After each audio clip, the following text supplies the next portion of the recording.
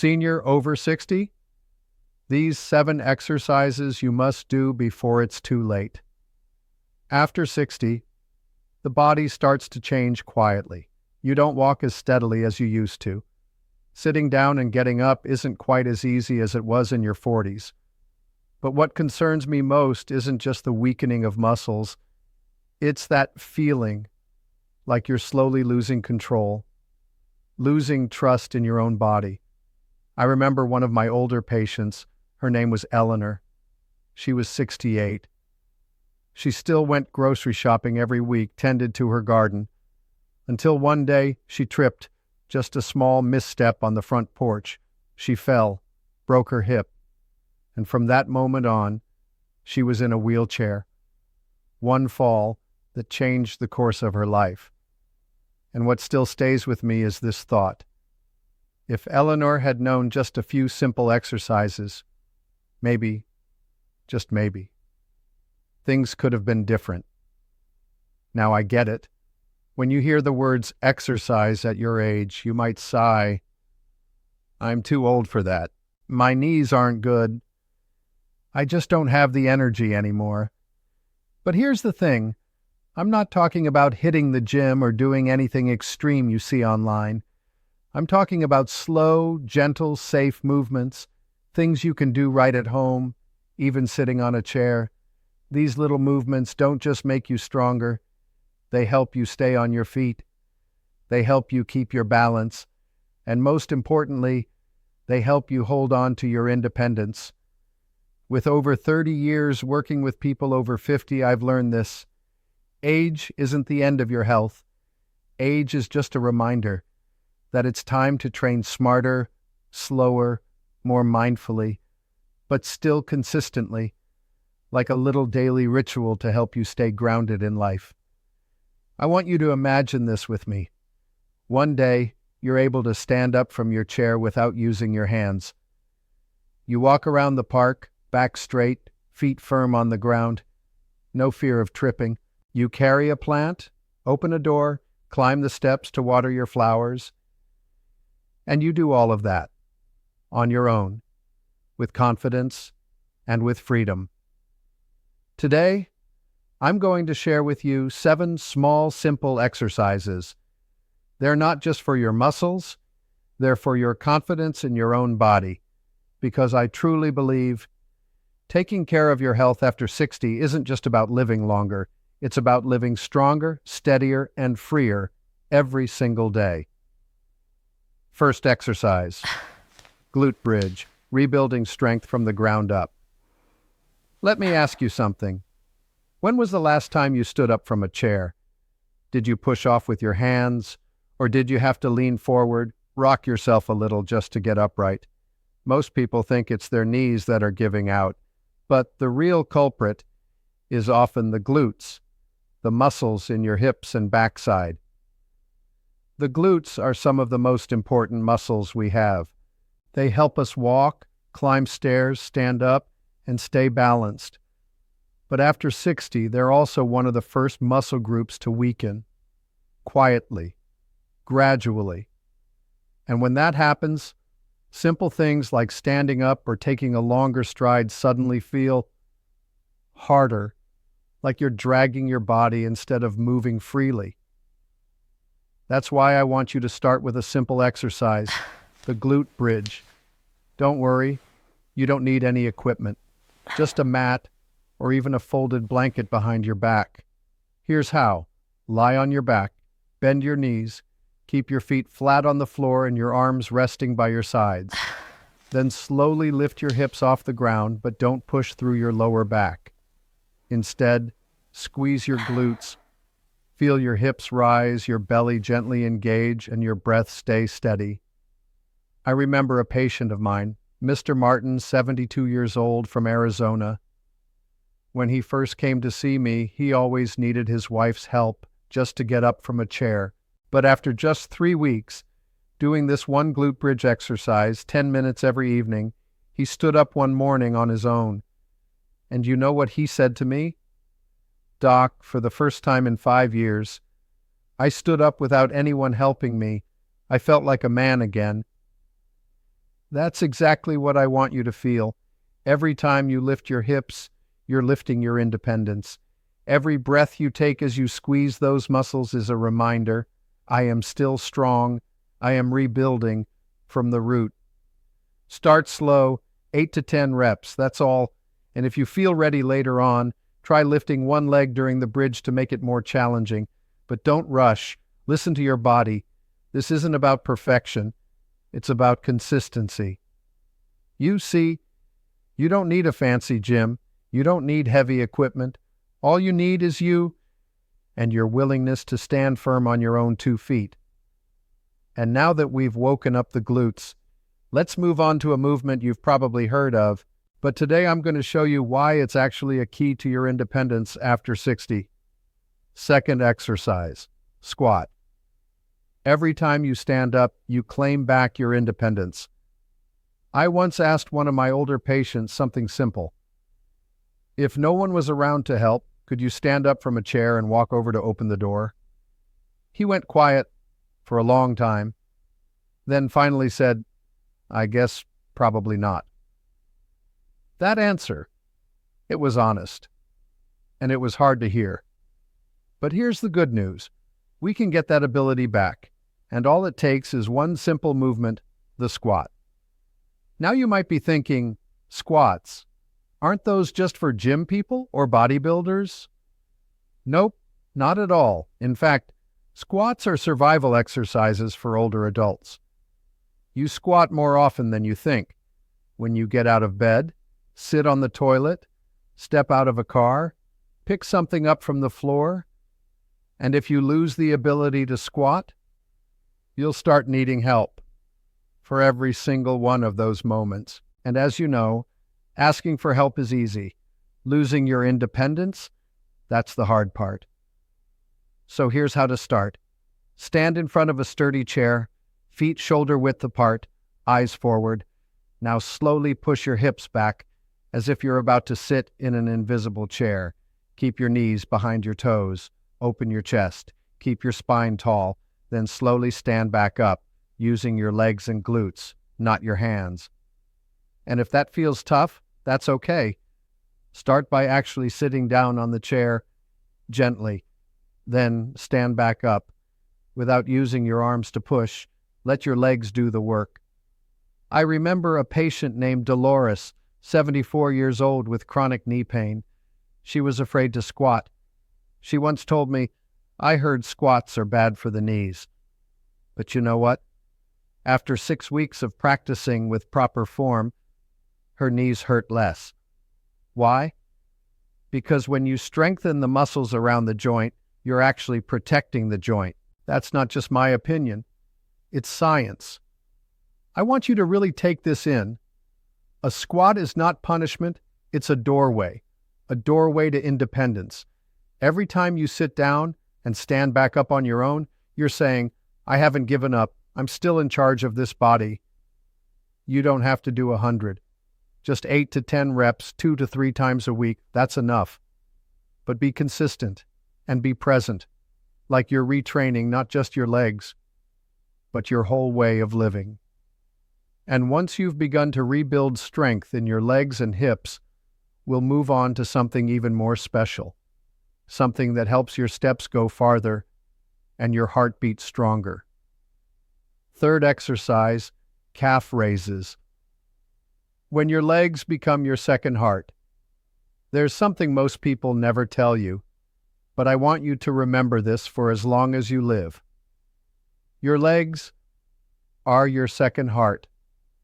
Sounds strange, I know, but it's true.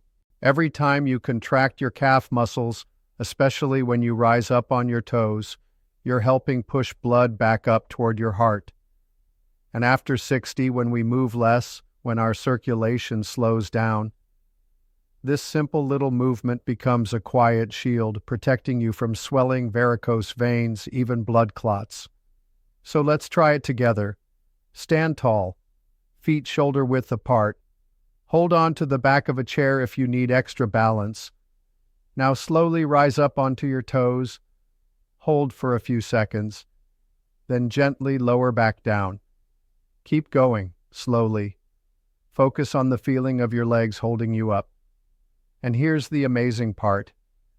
Every time you lift those heels, it's like you're sending a river of blood upstream back to your heart, quietly, steadily, and powerfully.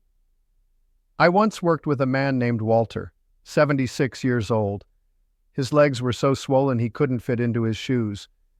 We didn't give him pills, no compression socks all day. Just one thing, calf raises, every night before bed. And within 4 weeks, his swelling had improved dramatically. No treadmill, no trainers, just him, barefoot, in his bedroom, for a few minutes each evening. Simple, quiet, life-changing. And calf strength doesn't just help your circulation, it's also what helps you walk with confidence. Because your calves are what push you forward with every step and absorb the impact every time your heel touches the ground.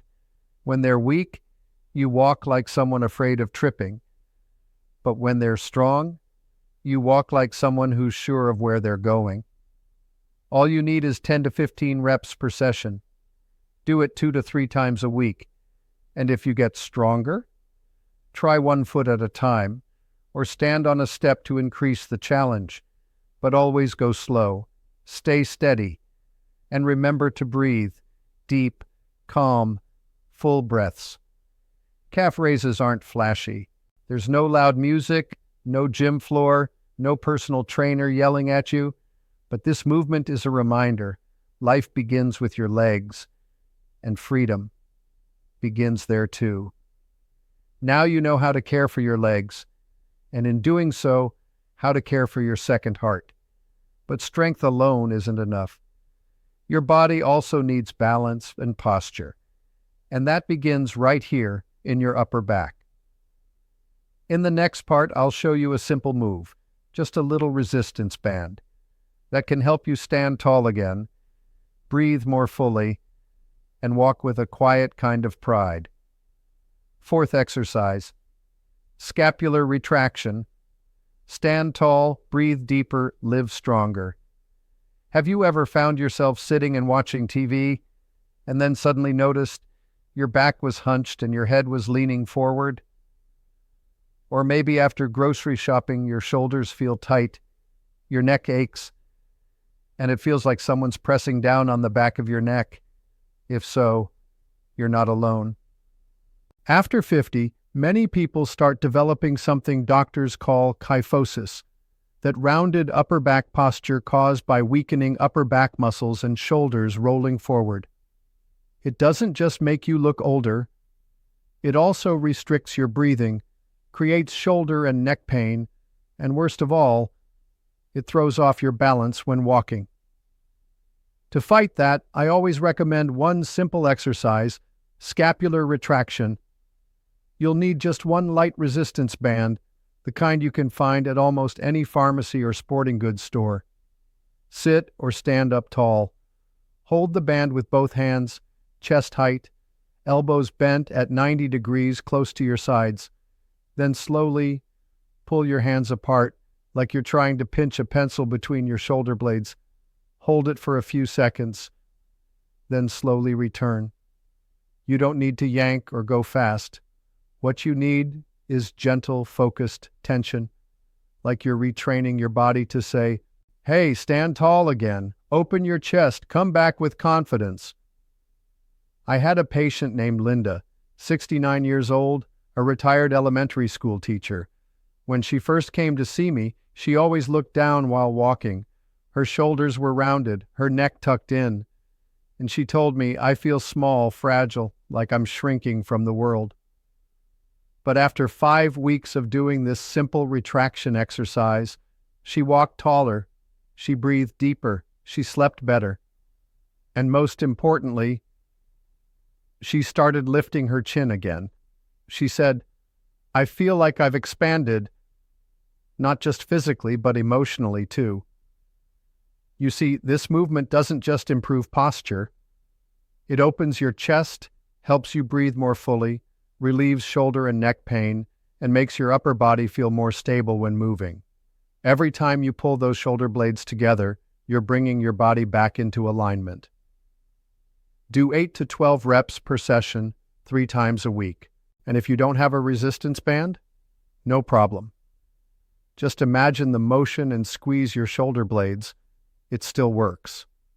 What matters most is your intention to stand tall for yourself. You don't need to stand tall to impress anyone. You stand tall so you can breathe better, walk stronger, and look at life like someone who still has so much living to do. And once your upper body feels strong again, we'll move into what I call the heart of everyday movement, the push-up. But don't worry, I'm not asking you to lie on the floor. We're going to start right where you are, with the wall in your own home. 5th exercise, push-up. Each push is a step toward independence. I once asked a 65-year-old gentleman, when was the last time you pushed open a heavy door or carried a full bag of groceries without your back hurting or your shoulders aching? He gave me a soft, almost embarrassed smile and said, probably before I retired. You see, the upper body, your shoulders, chest, arms, and core, that's what helps you stay balanced, protect your spine, and remain in control of your everyday movements. But sadly, after 50, we often stop training that part of the body. That's why I love the push-up, but not the kind where you lie on the floor. I mean the wall push-up, the version made just for us. No floor needed, no wrist pain, no pressure on your lower back.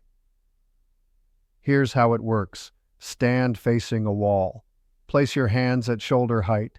Step your feet back just enough to create a gentle angle. Lightly engage your core.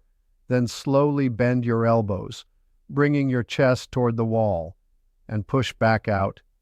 Just like that. Every breath, every gentle push, you're reclaiming control over your body. You're building strength to open doors more easily, to carry that pot of soup, or push a shopping cart without needing help. I remember a woman named Margaret. She was 70. She had trouble just lifting a bowl of soup out of the kitchen. Weak shoulders, shaky wrists. But after 3 weeks of wall push-ups, just 10 reps a day, she called me and said, "Doctor, today I carried the whole pot to the table, all by myself. It's such a small thing, but I wanted to cry." That's what I want you to feel. This isn't about exercise. It's about taking back ownership of your body. Every push against the wall is one push away from dependence. And if you feel stronger later, great. You can progress to doing push-ups against a table, then a sturdy bench, and maybe one day even the floor. But honestly, just the wall push-up, done correctly and consistently, is enough to give you strength, stability, and confidence. You don't need big biceps to age well. What you need are muscles that are strong enough to help you reach, lift, stand, and live life on your own terms. And push-ups? They're part of that foundation. Now next, we'll move on to the final exercise, and one of the most important and underrated of all. No lifting, no pushing, just balance. A simple movement that helps you avoid falls and trains your body and your brain to move as one. I call it the exercise where your mind and your feet learn to work together again. And all it takes is a hallway and a little focus. 6th exercise, heel-to-toe walk, a practice of balance and presence. I once asked a 72-year-old woman, "Are you afraid of falling?" She paused, then gently nodded. "I'm not afraid of the pain. I'm afraid that after a fall, I won't be able to do anything on my own anymore." And she was absolutely right. A fall is never just a bruise or a bump. It's when you start to lose confidence in yourself. It's when your family starts to hesitate, unsure if they can leave you home alone. It's when you start sitting more and living less. That's why I always teach my patients the heel-to-toe walk, a movement that might look like a child's game, but is actually the foundation of independence. One heel touches the toe, then step forward. One breath, one step. You're training your mind, eyes, and body to move together again. Imagine you're walking along a line drawn on the floor. The heel of one foot lands directly in front of the toes of the other. Eyes forward, shoulders open, spine upright. Then, step again. You might wobble at first. That's okay. You can use the wall for support, or stretch your arms out to the sides. What matters isn't being perfect. What matters is staying committed. I remember an older man, Mr. Sam. He was 80. His son had started urging him to use a walker, but Mr. Sam refused. He came to me and said, "I don't want to live like someone whose life is over. I want to train so I can stand on my own 2 feet." So he started doing the heel-to-toe walk every morning, just 10 steps, in the hallway of his home. 3 weeks later, he walked into my clinic. No walker, no cane, just calm, steady steps, and a proud smile on his face. You see, this exercise doesn't require big muscles. It requires focus, repetition, and the belief that you're still steady, inside and out. Every step becomes a gentle reminder, I'm balanced, not just in my body, but in my mind. Do it daily, 10 to 20 steps, on a solid floor, down the hallway, or out on the balcony. You can even play soft music, breathe slowly as you move, turn it into a small morning ritual, a quiet act of presence and purpose.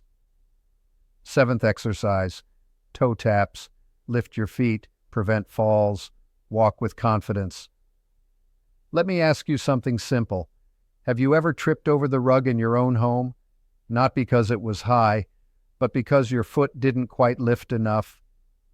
Many people think falls happen because they're not paying attention, but in many cases, it's actually a sign that the muscles responsible for lifting the front of your foot are getting weak. And that's a muscle group we almost never train on purpose.